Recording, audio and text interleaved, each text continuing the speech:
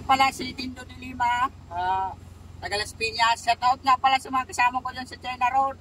At sa asawa ko na nandun sa Saudi, GC Ros de Lima. Yeah. Okay, mga gusto dyan mag-add ng code. Nandito sa Sermon, PM nyo lang.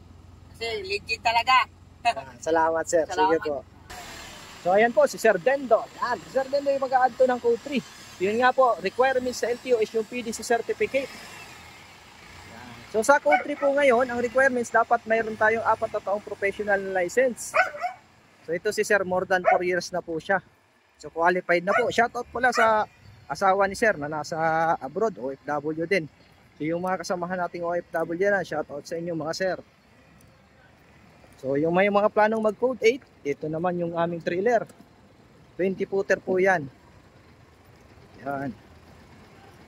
So sa code 3 po, may dalawang code tayo. C at saka D. So magkahiwalay na po ngayon yung para sa straight track at para sa bus. So yung mga bagong code ngayon, double check nyo po.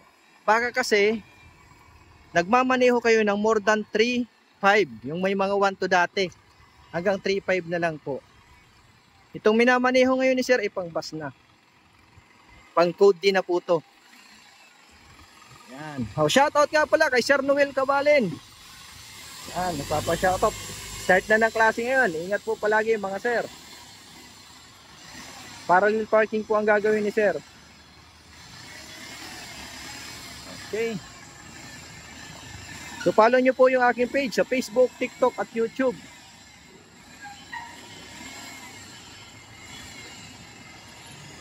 Ayos.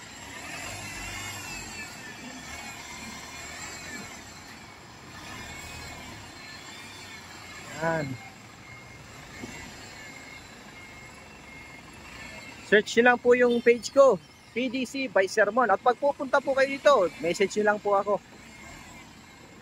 Yan, ayos. Shoutout kay Sir Nel pala. Ang kasamahan to ni Sir. Okay, Sir. Yan, maraming salamat kay Sir, kay Sermon. Dito, punta na kayo dito. Yeah. Shout out sa mga kasama ko dyan na gustong magdagdag. Dito, punta na kayo kay Sermon. Yan, salamat Sir. Okay. So yan po yung mga gustong mag-add ng code 3 at code 8 PM lang po. Maraming salamat po. God bless po sa inyo lahat.